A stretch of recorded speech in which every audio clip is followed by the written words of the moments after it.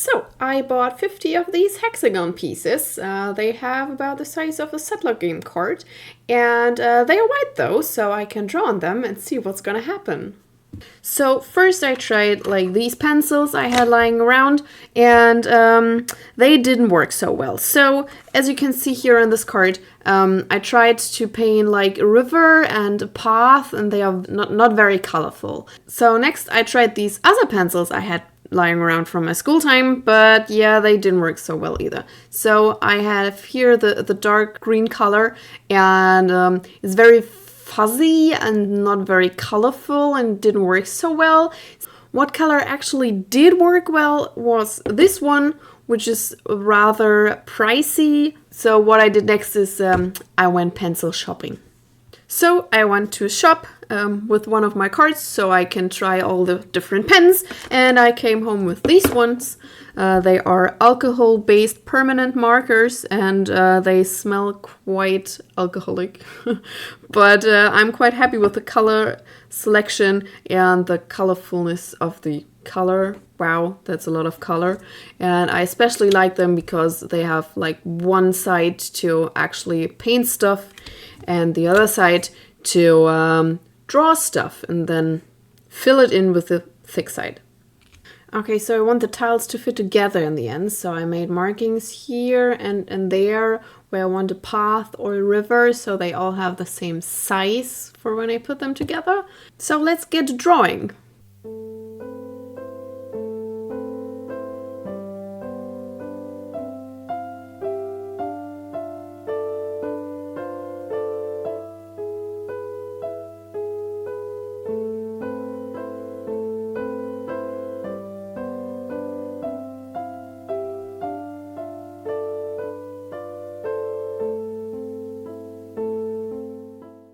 So the tiles are going to have a perspective, so if you look at them from one side, they're great, and if you look at them from the other side, everything gets turned around. But that's a price I'm willing to pay. I think it looks nicer with perspective.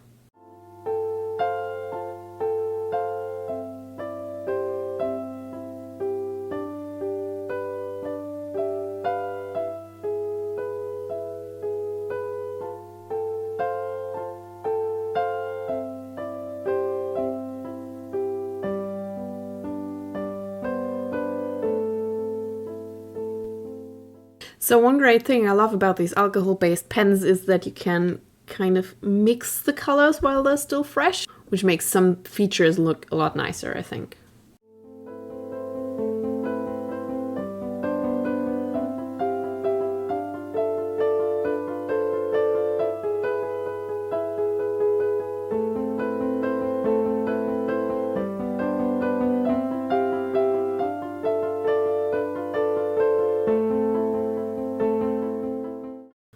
Okay, the thing I did next was I colored the background. Here is supposed to be a forest in the end, and it looks a lot nicer when I have trees on like this gray, brown, green background than just on a white background. And I also colored the green grass over here.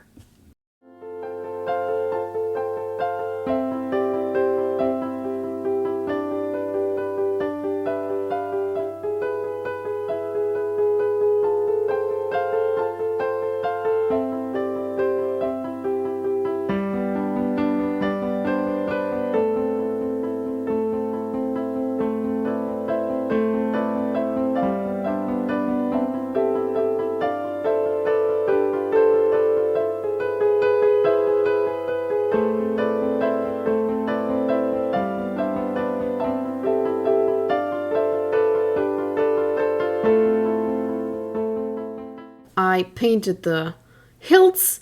I did one side of them slightly darker than the other one so they gain perspective, like the sun is shining from over here. And I also thought I might add this tower, which looks on the camera a bit darker than it's supposed to be. And it didn't work so well here at the roof. You can still see the hill on the back, so I should have thought of that first. But, well, nothing's perfect.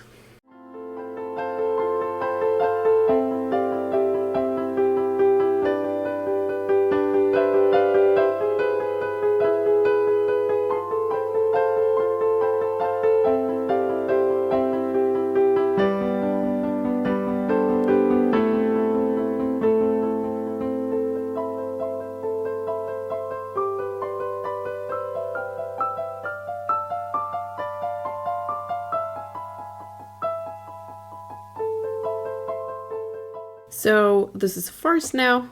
I decided to make one kind of a tree in each color and don't mix the colors, and I like the sight of it.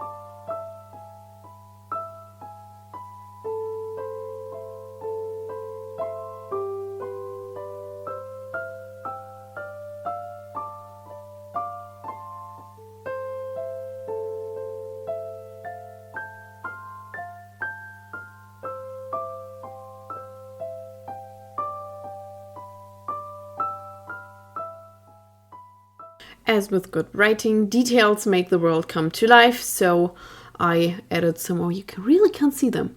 I added some windows here, and a door down there, and some plants, and some fish in the pond, and a landing stage, and some rocks, and here I've got flowers, and more plants, and some birds up there, so that the card looks alive and nice. And yeah, I think now I'm done with it. So, and this tile now fits here. Ta-da! Yeah, so I did nothing else the last 3 days than paint cards, which was great fun, which is basically what was the reason I did it, because I wanted to. So it's not about making the cards look extremely good or making them perfect or making them match perfectly or make the perspective as good as possible. It's just about having fun and maybe in the end putting together new maps and get some inspiration from that. Such a map can be a great inspiration for short stories as a prompt. There are lots of things you can ask about things on this card. Who lives in the tower? Why is the landing stage empty? Where does the path into the mountains go to? Why isn't there a path to the forest on the other side of the river? And so on and so on. Or for role-playing games, or just for putting pieces together. So, turns out 50 cards are not enough. I'm gonna need more.